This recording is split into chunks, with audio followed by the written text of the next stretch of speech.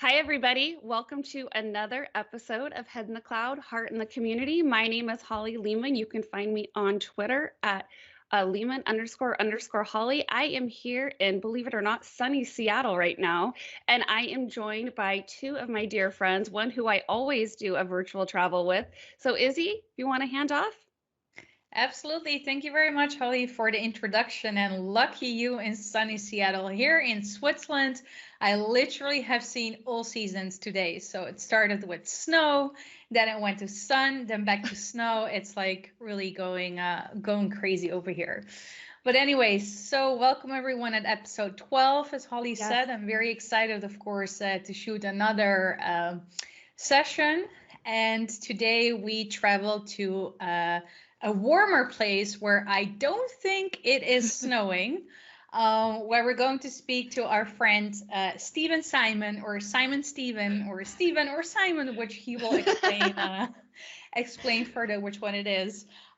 He's a regional community director at C Sharp Corner, and there's a lot more going on. So we're very excited to find out.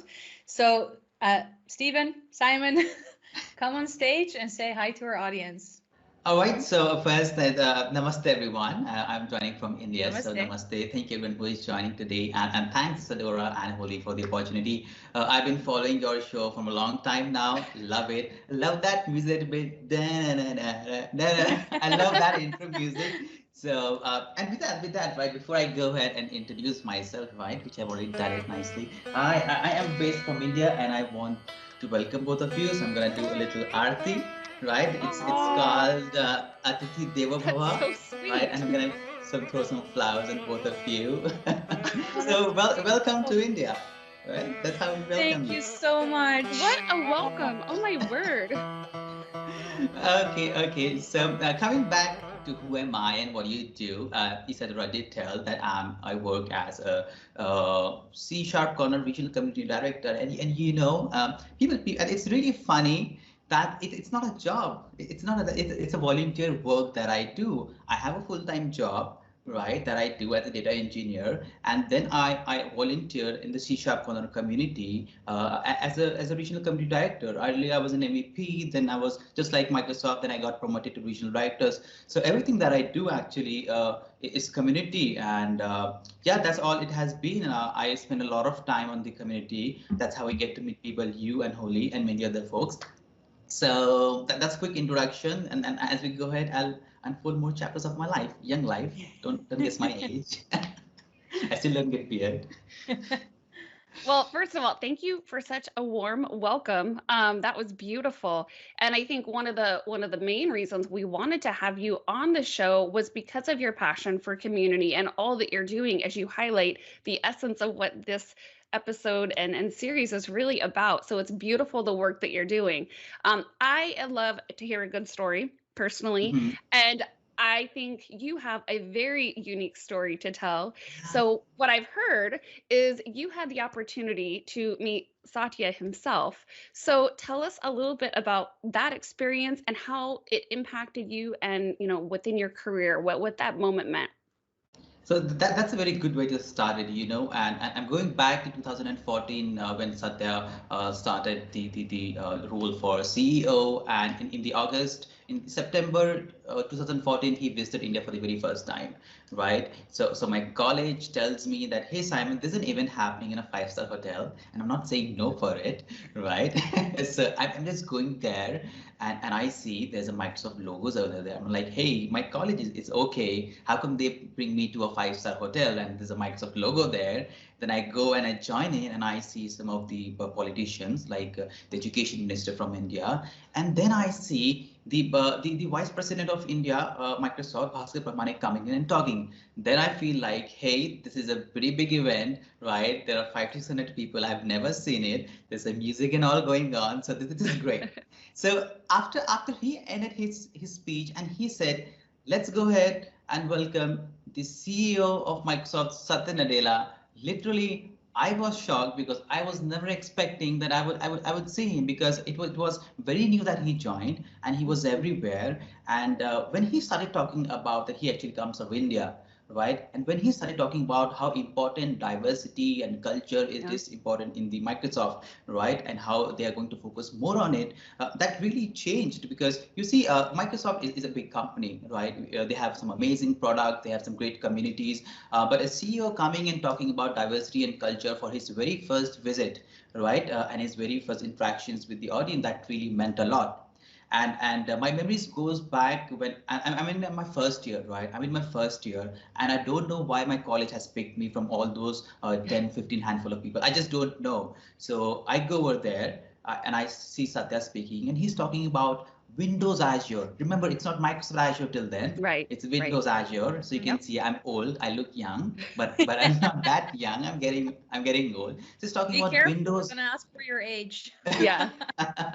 So he's talking about Windows Azure, and I see, okay, there's something that you can put on cloud, the on-demand SQL instances, the very first offering that brought it, and they're talking about the Xbox, and they're talking about the Office 365. So as someone who's just starting his career, and I get to hear from a leader like Satya on what Microsoft is focusing for next 10 decade or a couple of decades, that's very helpful for me because what we study in our graduation for 4 years, we start studying, okay, this is in the demand, and then after we graduate, that technology is almost gone, right? But when I hear from leadership like Satya, he says that this is what will happen in next 10 years. Everything will move to the cloud. That's why it gives me the insight that, hey, this is what's going to happen.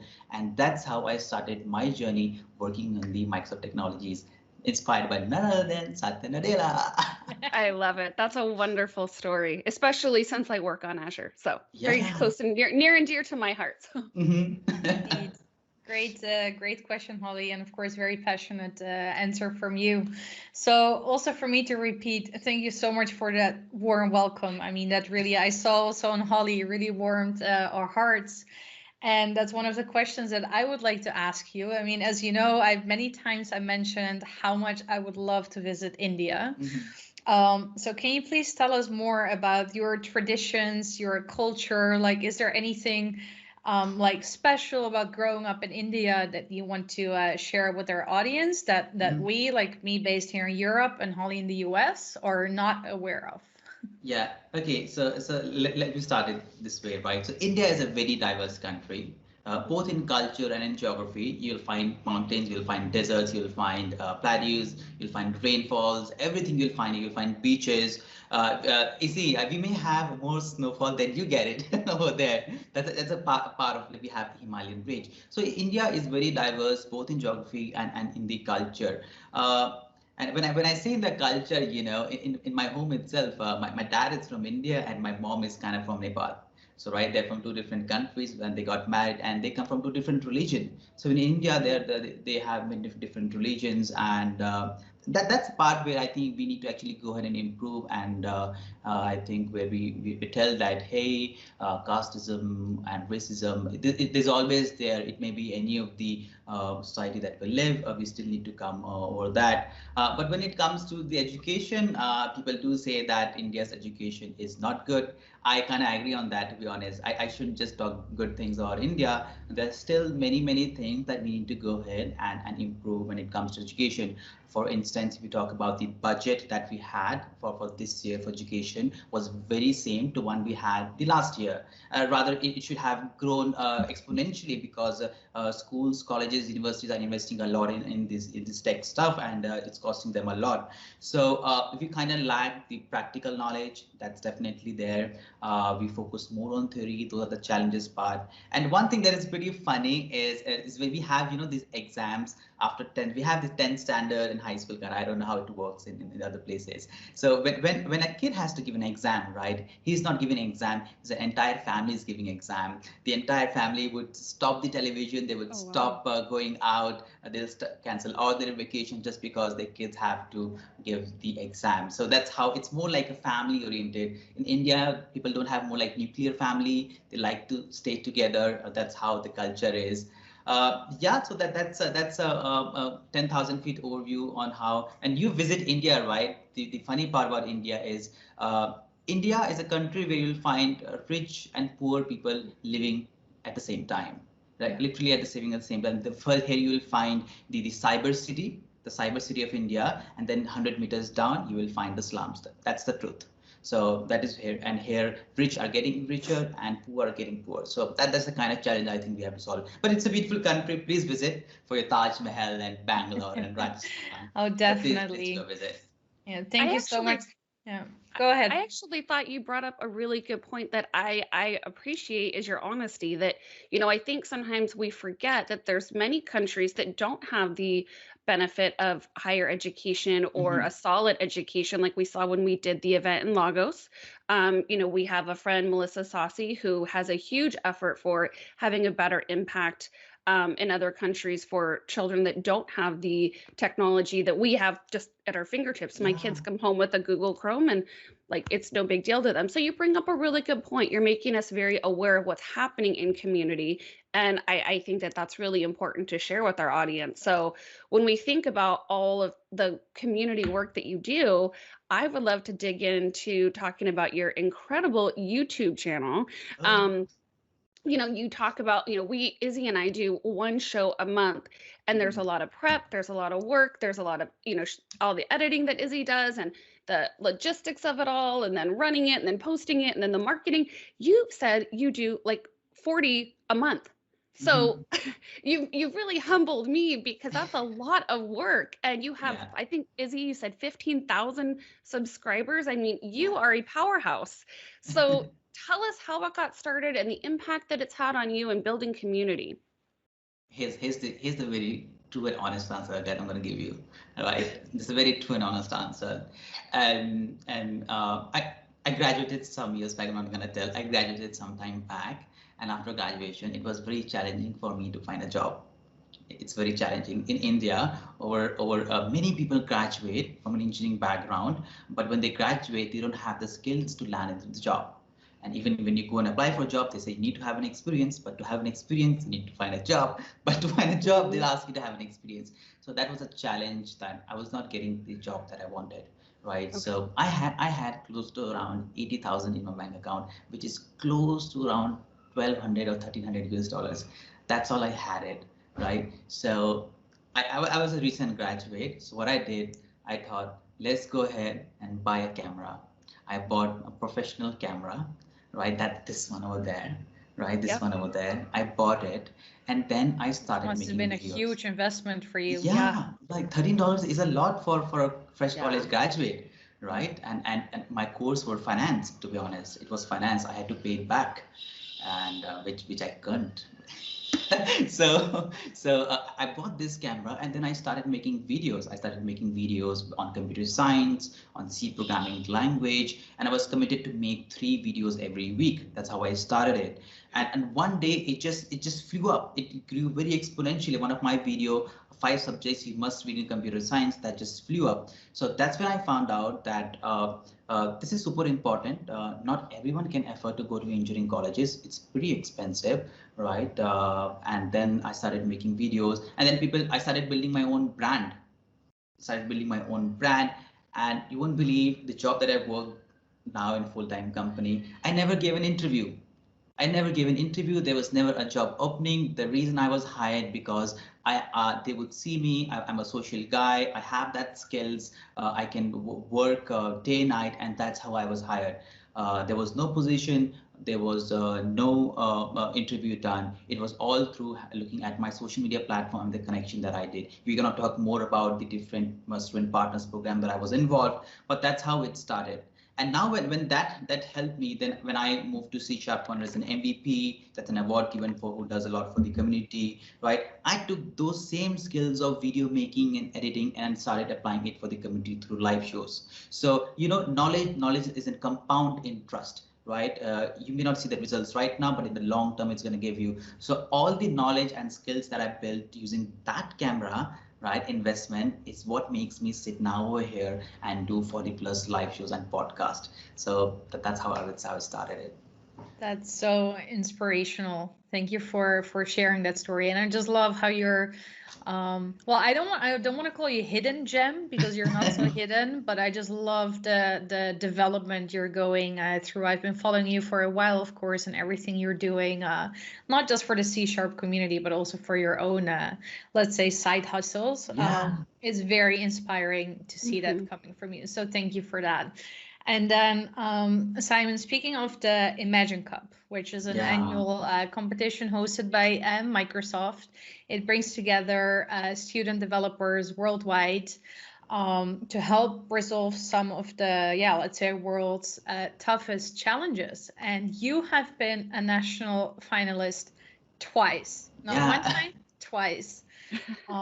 Tell us about it. Tell us about your experiences. How did you get there? What was the challenge? Yeah, tell us more about it. So here's how I would say.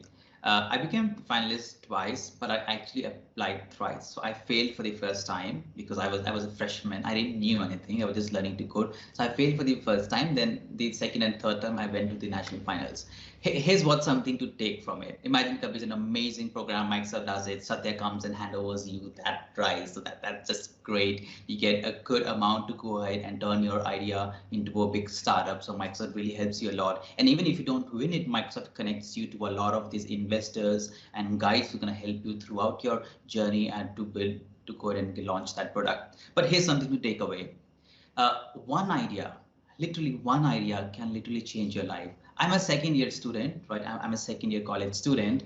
I built a project and that gets me into a 3 day stay in a 5-star hotel, right? I get to stay there, right? I get to meet all the Microsoft people from Microsoft India. I get to interact with them. I build relations and I see other people working on projects. So at the end, it may not be winning, but what actually happened is my one idea, right, gave me so much of branding, and that's where I took off. And then I remember we had Yammer a lot. People used Yammer then, so that's what we used it, and I kind of became a star. To be honest, I didn't win it, but I was very always confident to go ahead and present my ideas. So that's how it changed. If you guys remember, then it used to be a UWP apps for Windows Phone and desktops. Remember that? Those old application that we built, it's gone now. Those application that I built, it was on IoT, and the other time it was on the Unity game development using Visual Studio and all that. That's what I did it. So that's what I would say. Every student should at least go ahead and participate it, because it's not just doing the course curriculum. Go ahead and build a project, and you never know, you may go ahead and win $1 million. Well, I think the passion that you have around just bettering other humans and community is inspiring. And I think for, takeaway for me, for people listening, you prove and reiterate what we keep hearing about how important building your brand is. We know that Mary Rodriguez talked about it, Donna Soccer talked about it, Ducks talk. These are all episodes we've done. Luis just talked about it. And so, there's this theme that building a brand for yourself is important, and I think we're all doing it in different ways. And so that time that we're spending, it is important. Like you said, you didn't even have to interview because you built the brand. So I think for people listening, if you're wondering, why should I do a side hustle, why should I build a brand, these are all examples as to why. Part of our brand is our love for community, obviously. And for people that follow Izzy and I, you know that we're both huge advocates of the Microsoft communities, MVP, partner, and the customer channels. And so you are part of another community that I think we would love to hear more about. Tell us about the Microsoft Student Partner Program. Okay. That's an amazing program that Microsoft does, right? And they have changed the name from Microsoft Student Partner to Microsoft Learn Ambassador. That's what they call it now. Yeah, and it is an incredible program.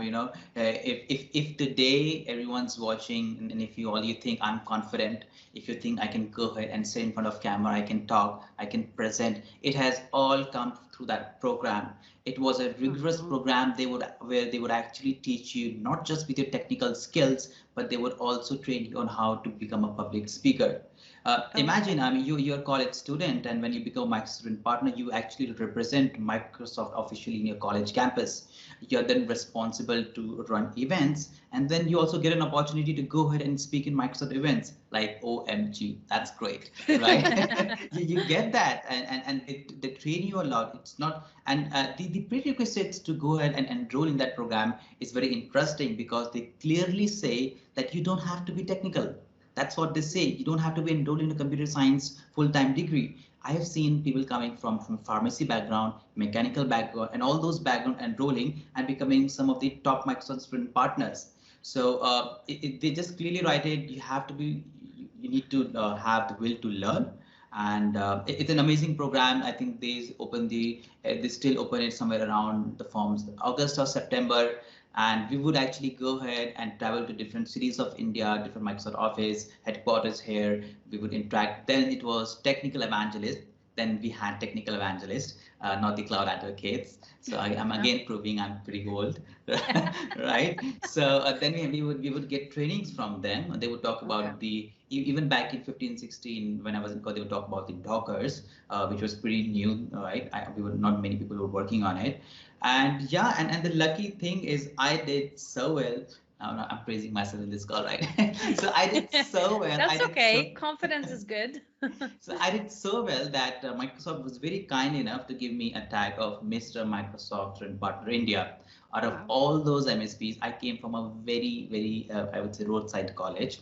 Then they were students from very elite institute, the students who would go ahead and become astronauts and whatever, right? So those are kids. And then I was given the tag from Mr. MSP, and it was all because I just never contained everything that I had. I always made sure, even if it was a Yammer group or whatever, everything I learned, I would go ahead and share it, right? So that every time I do in an activity, people would see, hey, Simon is posting something. Hey, Simon is commenting. Hey, Simon is on a live show and he's commenting over there. So you don't have to message someone to be in touch, right? There are different ways you can keep in touch with others. So the constant reminders to Microsoft India that Simon is very active over there, that helped me get that award. Plus, they do this. That's the way you guys have MVP Summit. We also have Sprint Partner Summit, 3 days full of fun. Yeah, I love it. So that's a great program to just go ahead and enroll. There's some really cool kids doing some amazing job. And I think now it has become pretty easy. Back in 2014, 15, to be honest, I didn't have internet connection at home. I didn't have a laptop. I had a bar phone, which would only display with 2 colors.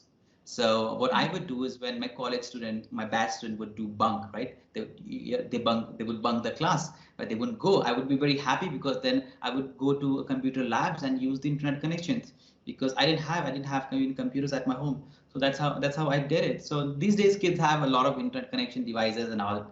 So lucky you, everything education is free and it should be. Go ahead and grab it. Yeah, enroll in that program. Love it.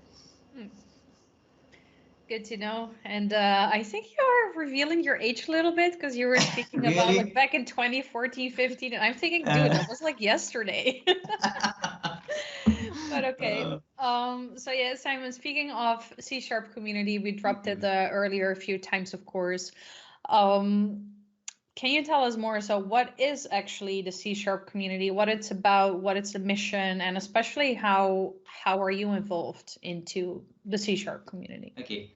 So C# Corner, as you would hear the name for the very first time, you may think that it's a community for C# and .NET developers. But to make things very clear that it started as a C# corner, right? But if you now go ahead and check under the technology section, they have over 160 technologies. So the developers from the entire ecosystem come and contribute on that platform, and everything that you find on C# on a platform, it's an online platform. It's like kind of website. Everything that you find on C# corner, it's by the community. And they have articles, they have blogs, they have forums, they have code snippets, they have ebooks, they have events, live shows, virtual conferences. Everything is by the community and for the community with the tagline that you guys do it, right? So it's all free. And the way I got involved is when, again, student partner, Microsoft, when I went to Imagine Cup, I would actually meet some of the Microsoft MVPs who were C# Corner MVPs. Even C# Corner has a program. So I met them and they said, hey, you are good at this Microsoft technologies, explore this community. I started going over there. I started speaking. So initially I became an author for their platform. I started writing articles. Then I did some speaking. Then I started leading the chapter, the entire city. I'm still in my graduation and I'm leading the entire city for all the events. Then I became an MVP. Then later on, they were nice. Mahesh, who's the founder of C# Corner, he was nice enough that, hey, Sam, you're doing a great job. Maybe you want to lead Asia Pacific region. But the pandemic hit, and here we are doing virtual conferences, traveling everywhere. So it has gone beyond just the Asia Pacific. But I will quick stats I'll tell you about C# Corner. It has over 3 million registered members, 5 million visitors every month. Started back in 1999 when Mahesh, who's the founder, when he went to United States and he started it. Earlier it was known as .NET Heaven. but they then changed it to C Sharp Corner. So go ahead and check out that platform. They have also the conferences, offline conferences. They do it. They give some awards, and it's purely free. Not even a penny involved. And guess what? There's not even a donate option on the platform. We don't ask for any donation. Because for us there is a donate button, but if you click on it, it will say that, hey, would you like to donate us? Donate it through articles, videos, or blogs. That's what they Oh, that's ask. cool. Yeah. You highlighted on something that our previous episode with Luis Fries highlighted, is that, there's a lot of people that say, why should we do a blog, or why should we do a podcast? What do I have to share that others haven't already done?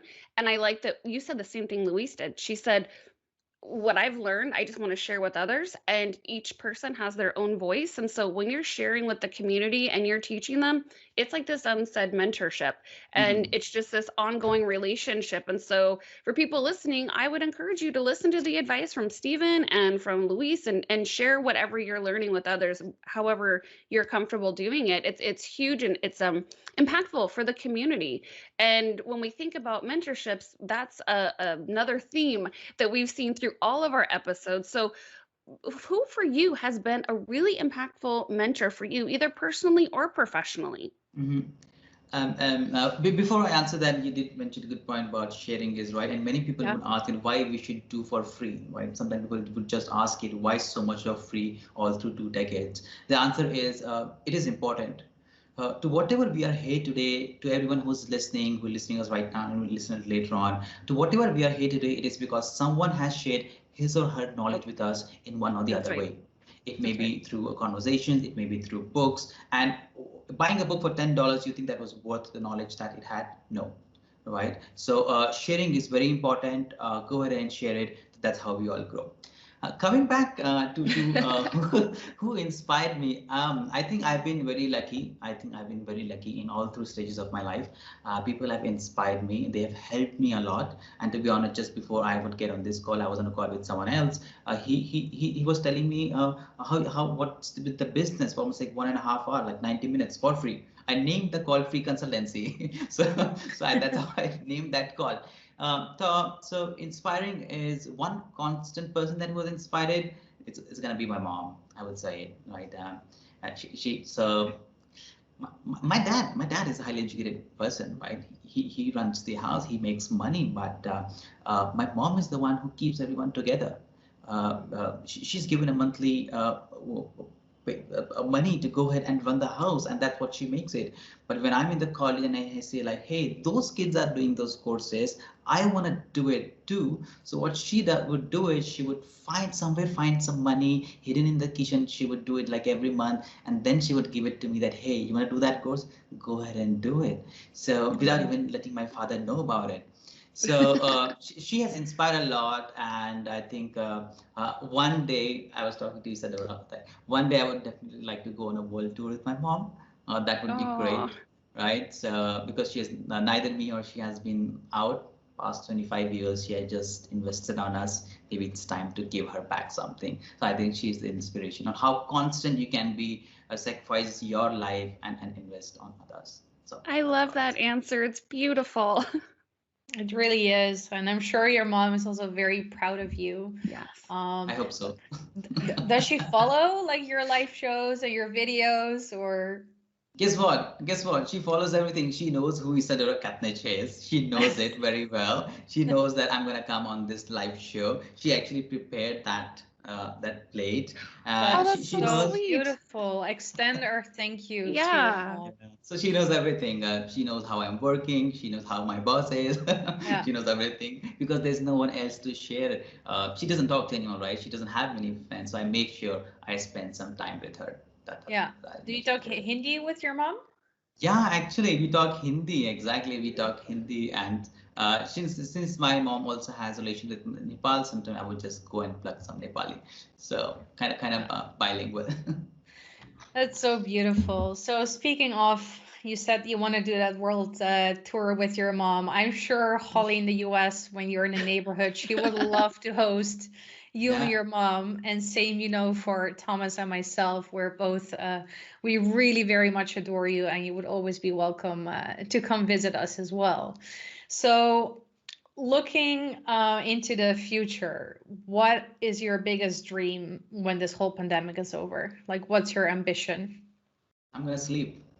You have all the time to sleep now. Oh my goodness. So I don't have a long-term goals to be honest. Let's say next 3, 4, 5 years. So this program that I've actually started for the C Sharp Live, where we have done more than 200 live shows and 20 conferences, right? I want to grow it a lot more, right? A lot more, and everyone wants to grow in their career. So after 3 to 4 years, I would definitely like to find someone who can replace me, right? That's pretty important, because if I lead a program, if I move to some better positions, I cannot let that program go. So my recent goal and dream is to build the C Sharp Live as a dev streaming destinations, and we're doing good. We are streaming the first official Azure Cosmos DB conference on our platform. That's on Learn TV, and that's on C Sharp Live, pretty exclusive. So that's what we are doing it. My personal goal would be to go ahead and get that silver button, YouTube silver button. Someone give me that. So I would want that maybe in next 12 months or by the end of that year.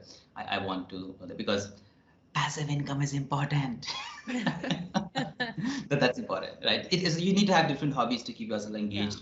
The one hobby should be work, then creative, then gym, and all that. So I need that silver button. That's my short-term goals. Long-term, I don't Well, know. I think this was a very inspiring. I shouldn't say I think, I feel that this was a very inspiring episode. I want to say thank you, and please thank your mom for the beautiful warm welcome. Thank you for reminding the community how impactful a side hustle can be, to share what you learn with others, and how having a mentor, technical or not, it can be your mom. Mentorships are so important, and to keep connected in different ways. I mean, you've shared so much with us. I found it really exciting, inspiring. I just want to say thank you for taking the time to be episode 12 for us. Well, that's great. So thank you so Thank much. I would say thank you so much for the opportunity. As I said, I've been following this show, and I just love it when you guys go ahead and publish a new episode. So I'm really looking forward for this. And yeah, thanks for all that you both do for the community. I know you guys are rock stars, right, on Twitter. So thank you so much. And Thank you. yeah, have a And good for day. somebody who has been watching our show, you know how we end it. Oh yeah, yeah. I gotta put it the right way. Where's my heart? At your Yeah. heart. All right. Yeah. Head in the club. Head in the community. Yeah. Woo-hoo. Perfect. All right. Thank you so much, Stephen, Simon, All Steve. right. Thank you. Thank you so much, everyone. I'll see you soon. Thank you. Bye bye. Bye bye. Aw.